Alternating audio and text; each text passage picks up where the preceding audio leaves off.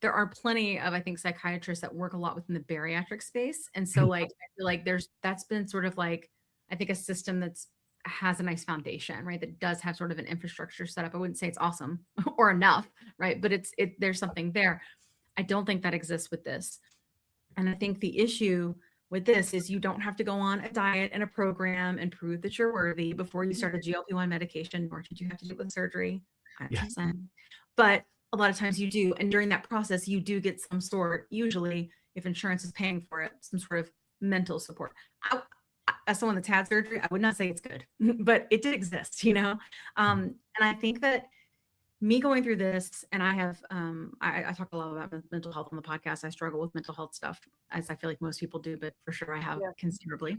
And one of the reasons I gained so much weight, or I always had issues, but I gained a lot of weight, was after I was assaulted in college and they put me on a medicine, and it made me gain 100 pounds like that. And it was just so fast.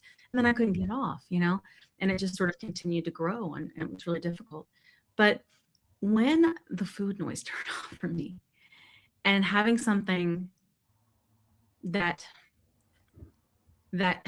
plagued you your whole life just turn off like a switch, it was so hard to know what to do with that silence and in that space.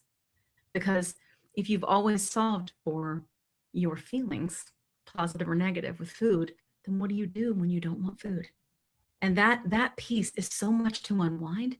And I think that it's so important that we have people to help guide us through that, because I just stumbled around and vomited my trauma all over TikTok because I didn't know what to do. Like, and I got transfer addictions and all these other different things because there wasn't anything there, you know?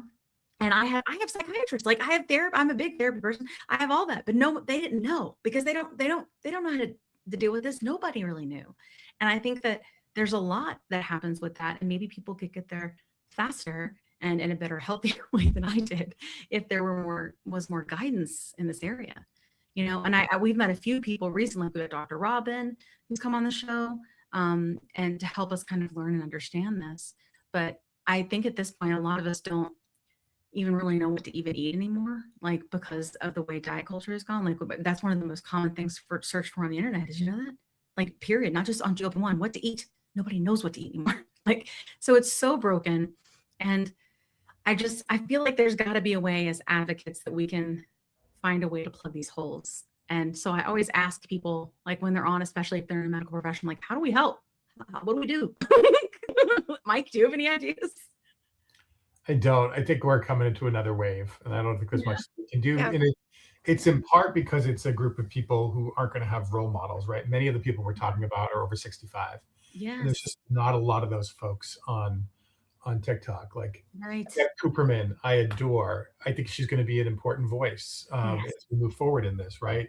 People who are sitting above a certain age that are willing to be role models for other folks to help them through the process, because they don't want to hear from the 32-year-old Right. who has a different set of values than they do, and who has a different set of goals. Like if I was 32 on these meds, my life goals would be very different than they are at 72. Yes. You know, my mom's 78 and she's been thriving on the meds. You know, we need more people like that. Like maybe I just take my phone and start to talk to my mom. I love my mom. She's not the most empathetic person, so she may not be the right person for TikTok, but